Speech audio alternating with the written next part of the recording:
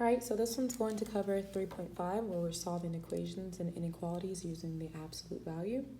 So for this first definition, whenever a is greater than 0, so if a is positive and we have an algebraic expression x, whenever we have the absolute value of this algebraic expression equal to a positive number, this is the same thing as taking the stuff inside of it and setting it equal to positive a and also negative a, okay? So let's look at that in example 1. We want to solve this. So at the end, it's going to say x is equal to something, right? So we have the absolute values equal to the number 5. So we're going to take the crap inside of the absolute value, which is x, and we're going to set it equal to negative 5 or x equal to the positive 5, okay? And then once you have completed it, you can actually take your answers and plug it back into the equation and see if you get the correct answer, right? So if we plug that in, the absolute value of negative 5 is 5, and the absolute value of 5 is also 5. So we know that this will work, okay? All right, so for example 2, it's a little bit more complex. We have the absolute value of some stuff, minus 1, is equal to 4.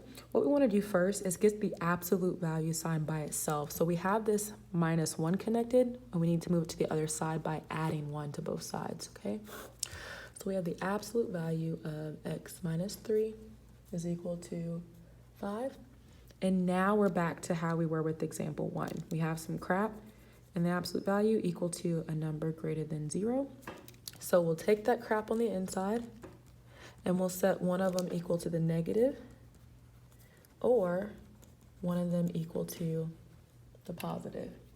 Okay, and we just solve for x. So we'll add 3 on both sides. So we get x is equal to negative 2. And over here, we'll add 3 again, and we get x is equal to 8. So we can go back in and check our answers. If we plug in negative 2 here, we get negative 2 minus 3, which gives us negative 5. So the absolute value of negative 5 is positive 5. So then 5 minus 1 gives us 4. So that one works. And now let's do 8. 8 minus 3 is 5. The absolute value of 5 is 5.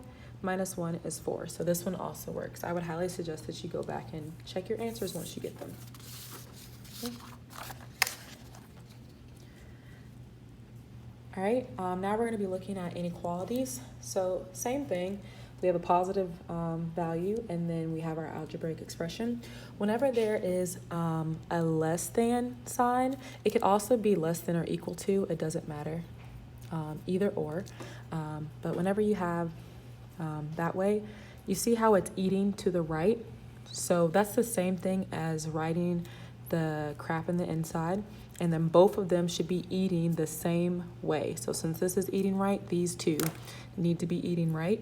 And then you'll have the positive on the right side and the negative on the left side, okay? Same thing with the next one. Since this is eating to the left, that means this is how the book has it, but you can do the same thing. So we'll have our x, and since it's eating to the left, they'll both be eating to the left.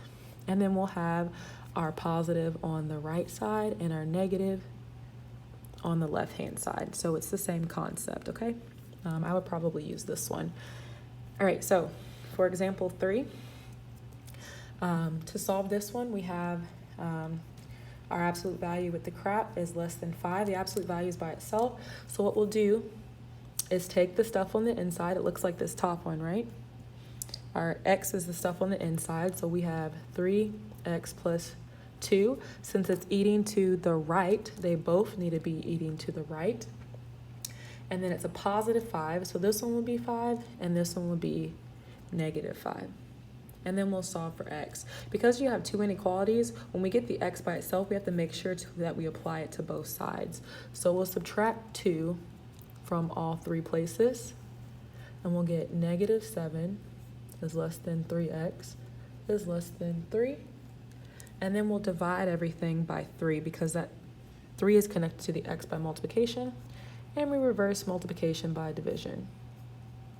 Okay, so we have negative 7 over 3 is less than x is less than positive 1. Okay, so this would be the solution for this. And the last thing they want us to do is graph, okay?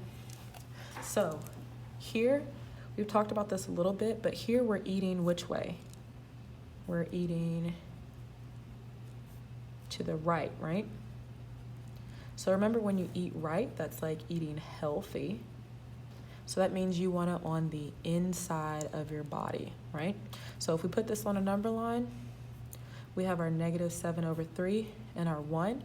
And since it's right and healthy, we need to be on the inside of those two numbers, okay? And since there's not a line under either one of those, we're going to use parentheses. All right, if your homework asks you to write it in interval notation, you just read the graph from left to right. So we'll have -7/3 with the parentheses all the way to 1 parentheses.